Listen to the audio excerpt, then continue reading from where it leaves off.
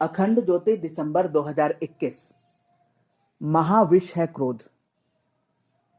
क्रोध मनुष्य को मदिरा की भांति विचार शून्य एवं पक्षाघात की भांति शक्तिहीन कर देता है। वाल्मीकि ऋषि ने रामायण में कहा है कि क्रोध प्राणों को लेने वाला शत्रु है और सर्वनाश की ओर ले जाने वाली राह है। क्रोध एक भयानक विष है।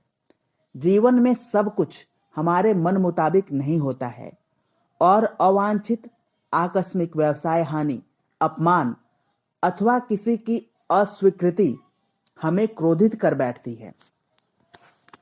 क्रोध में हम विवेक गंवाकर भयंकर अपराध कर बैठते हैं। उत्तेजना में आकर व्यक्ति हत्या, आत्महत्या और खून खराबा तक कर बैठता है। क्रोध हत्यारा है, हिंसक है, क्रूर है। यह व्यक्ति को हत्यारा तक बना देता है, व्यक्ति का भविष्य बिगाड़ देता है। एक पल भर का क्रोध जिंदगी भर के लिए अभिशाप बन जाता है। क्रोध में दया नहीं होती है, करुणा नहीं होती है। क्रोध सृजन नहीं, विध्वंस करता है। क्रोध विष है। क्रोध एक असंतुलन है। क्रोध एक मनोविकार है। क्रोध पागलपन है। क्रोध नरक का द्वार है। गीता में क्रोध का कारण कामना में बाधा पड़ना कहा गया है। हमारा मनचाहा हो, यह कामना है। जब इसमें रुकावट आती है, व्यवधान आता है तो क्रोध आता है। मुस्कुराता चेहरा सभी को पसंद है, वह प्रभावित करता है। मनुष्य चाहे कितना ही धनी, विद्वान तथा उच्च पद पर आसीन क्यों न हो, किंतु उसका व्यवहार मधुर व नम्रता से युक्त न हो तो उसे सभ्य नहीं माना जाता है। यदि वह बात बात में क्रोध करे, आवेश में व आक्रोश में आए, झल्लाए तथा अहंकार के कारण अपने अधीनस्थ लोगों को छोटी छोटी मामूली बातों पर फटकारे व प्रताड़ित करे तो लोग उससे प्रसन्न नहीं रहते हैं, अपितु वह निंदा का पात्र बनता है। उसका व्यवसाय व कारोबार प्रभावित होता है तथा लोग मन ही मन उसके अमंगल की कामना करते हैं। क्रोध से जीवन के हर क्षेत्र में हानि व नुकसान उठाना पड़ता है। प्रज्ञा पुरुषों, दार्शनिकों, मनोवैज्ञानिकों, चिकित्सकों, शरीर शास्त्रियों द्वारा विभिन्न माध्यमों से यही बताया गया है। आयुर्वेद क्रोध को अनेक बीमारियों का जनक मानता है। क्रोध की स्थिति में व्यक्ति की विवेकशीलता घट जाती है। उस समय पित्त का प्रकोप अधिक हो जाता है। मुंह और आंखें लाल हो जाती हैं, शरीर तन जाता है, होठ कांपने लगते हैं, मुट्ठियां बंध जाती है, गला सूखने लगता है एवं रक्तचाप बढ़ जाता है।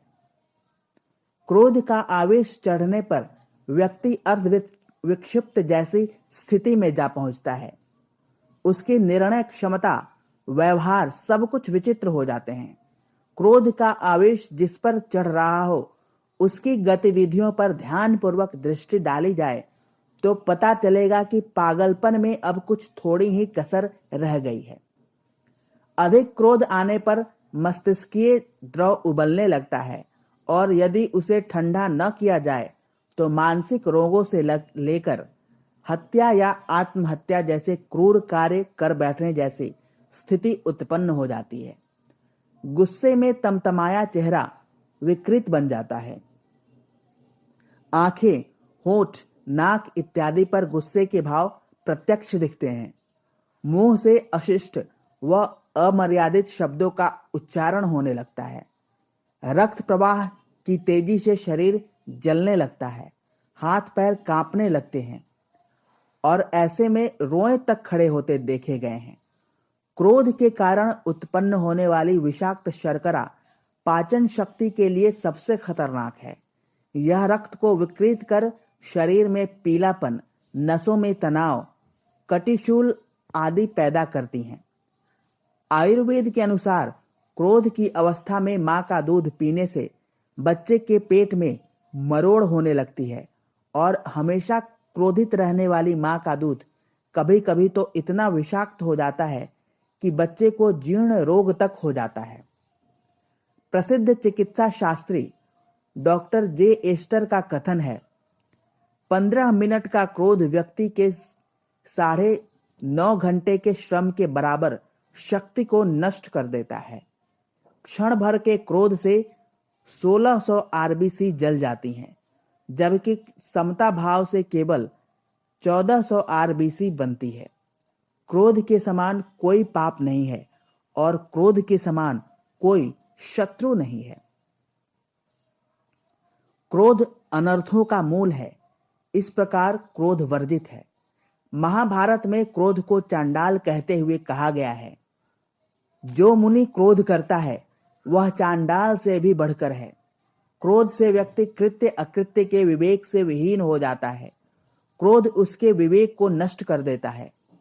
एक पाश्चात्य विद्वान एंगल सोल ने भी क्रोध से हानि के संबंध में कहा है, क्रोध मन के दीपक को बुझा देता है। क्रोध में व्यक्ति को बोलने का भान नहीं रहता है, वह अमर्यादित बोलता है, अपशब्द बोलता है। क्रोधावेश में व्यक्ति आंखें बंद कर लेता है और मुंह खोल देता है। क्रोध को दूर करने के उपाय के संबंध में भगवान महावीर ने कहा है, शुभ कार्य करना है तो उसमें क्षण मात्र का भी प्रमाद नहीं करना चाहिए। यदि अशुभ कार्य है तो उसमें अधिकाधिक विलंब करो, ताकि उसको करने की संभावना समूल नष्ट हो जाए। क्रोध के आते ही हम मौन धारण कर लें। क्रोध के आते ही हम मौन धारण कर लें। अपने मन में गिनती शुरू कर 100 तक बोलें। क्रोध परिस्थिति जन्य होता है, अतः हमें चाहिए हम उन परिस्थितियों को जांचें परखें व उन्हें दूर करने का प्रयास करें जिनसे क्रोध उत्पन्न होता है। अपने क्रोध को हमें सदा संयमित एवं नियंत्रित करना चाहिए। समाप्त।